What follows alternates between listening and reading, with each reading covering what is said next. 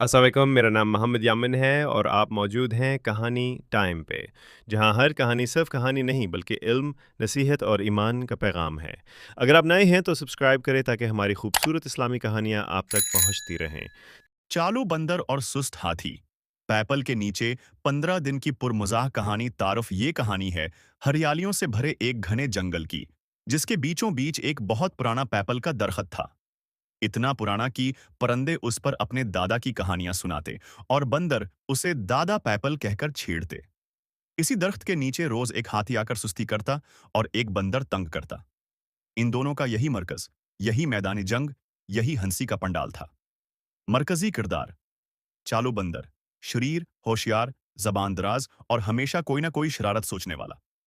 बबलो हाथी, सादा दिल, आहिस्ता चलने वाला, बातों में आसानी से आ जाने वाला और सबसे बढ़कर सुस्त।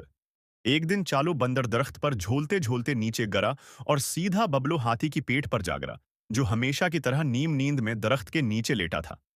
बबलो: ओए, आसमान से क्या आफत टपक पड़ी? चालू: मैं आफत नहीं, चालू हूं, जंगल का सबसे जहीन बंदर। बबलू: तो फिर आसमान से क्यों गिरा? चालू: तुम जैसे हाथी के लिए जमीन पर आना पड़ता है ताकि तुम्हें जगाया जा सके। बबलू: हंसा नहीं, बस एक जोर की जमाई ली। बाब: दो, हंसी का पहला मुकाबला। चालू ने कहा, बबलू, हम रोज यहां बैठेंगे और देखेंगे कौन ज्यादा मजाहिया बातें कर सकता है। जो हार जाएगा वो जीतने वाले को कीले देगा। बबलू: कीले? बंदर हो ना, बस कीले? और मैं हाथी हूं, मुझे गुना दो। ठीक है, जो हारे वो अगले दिन गुना या कीले लेकर आएगा। पहला दिन। चालू: तुम इतने सस्त हो कि तुम्हारी जमाई भी 2 बार आती है। बबलू: तुम इतने हल्के हो कि तुम्हें मच्छर भी लिफ्ट नहीं कराते। दोनों कहकाए लगाकर हंसने लगे। दरख्त के पत्तों ने तालियां बजाएं और एक तोता चला उठा। वाह, वाह, क्या जोड़ी है! बाप तीन, शर्तें, चालाकियां और चालें। फिर चालू ने खेल सख्त कर दिया। आज जो हारेगा वो अगले दिन मेरे लिए झूलने के लिए रस्सी बांधेगा। बबलू: हाँ हाँ, मुझे तो रस्सी बांधने में पसीना आता है। चालू ने मजाक उड़ाया। तुम्हें तो हंसने में भी नींद आती है। चालू हर बार जीत जाता, क्योंकि वो तो शरीर था और बबलू बस जमाइयां लेता रहता। लेकिन 5वें दिन बबलू ने चालू से कहा, आज की शर्त, जो जीतेगा वो पूरा दिन सोएगा और हारने वाला उसके खिराटे सुनकर बर्दाश्त करेगा। चालू हंसा, लेकिन जब बबलू ने वाकई खराटे मारे तो दरख्त लरजने लगा। चालू चीखा, मैं हार मानता हूं, तुम्हारा सोना भी बम्बारी लगता है। बाप चार। मेहमान आ गए। एक दिन चंद दूसरे जानवर भी दरख्त के नीचे आ गए। लोमड़ी, हरण, तोता और कुआ। लोमड़ी: ये बंदर तो बहुत बोलता है। हरण: और ये हाथी तो बहुत सौता है। तोता: चालू और बबलू की कहानी पूरे जंगल में मशहूर हो गई है। कौवा: हमें भी शामिल करो, कोई बड़ा खेल बनाओ। चालू ने ऐलान किया, पीपल का मुजाह मेला।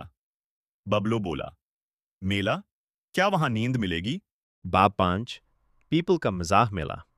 चालू ने सबको बुलाया। हर जानवर एक मजाहिया कहानी सुनाएगा या हरकत करेगा जो सबसे ज्यादा हंसी देगा, वो बादशाह पीपल कहलाएगा। चालू ने बंदर डांस किया। बबलू ने जमाइयों का संगीत पेश किया। कौवा ने एक शेर की नकल की। तोते ने आवाज़ें बदलकर सबको हंसाया। लेकिन आखिर में बबलू के सुस्त खराटे और नींद में बातें जीत गईं। जंगल के सब जानवरों ने तालियां बजाएं। बादशाह पीपल, बबलू हाथी। नंबर छाछ, रश्क और मजाक। चालू थोड़ा सा जल गया। चालू: इतना सुस्त हाथी बादशाह, ये तो सोते में भी राज करेगा। बबलू ने कहा, भाई कभी कभी सुस्ती भी मजाक बन जाती है। चालू हंसा, अच्छा अब से मैं सीखूंगा नींद में भी शरीर कैसे बनना है। बाब हाथ, पीपल के नीचे 15 दिन। 15 दिन गुजर गए। रोज मिजाहिया मुकाबले, कभी केले, कभी गुन्ने, कभी खराटे, कभी नाच गाना, कभी बबलू की सुस्ती, कभी चालू की चालाकी। लेकिन सबसे बढ़कर इन दोनों की दोस्ती ने पूरे जंगल को हंसी और खुशी का तोहफा दिया। अंजाम: एक दिन चालू बोला, बबलू, अब हम अलग अलग कहीं जाएं? बबलू आहिस्ता से बोला, नहीं, पीपल के नीचे तुम हो तो हंसी है, वरना सन्नाटा है। चालू ने एकदम छलांग मारी और बबलू के सर पर बैठ गया। तो बस फिर यहीं रहते हैं, रोज की शरारत, रोज की दोस्ती।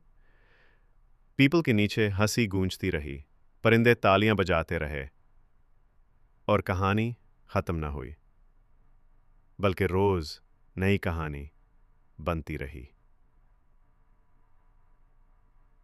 इखलाकी सबक। जिंदगी में खुशी दोस्ती से आती है। कुछ लोग चालाक होते हैं, कुछ सुस्त, लेकिन जब दोनों एक दूसरे का साथ निभाते हैं तो हंसी का मेला लग जाता है।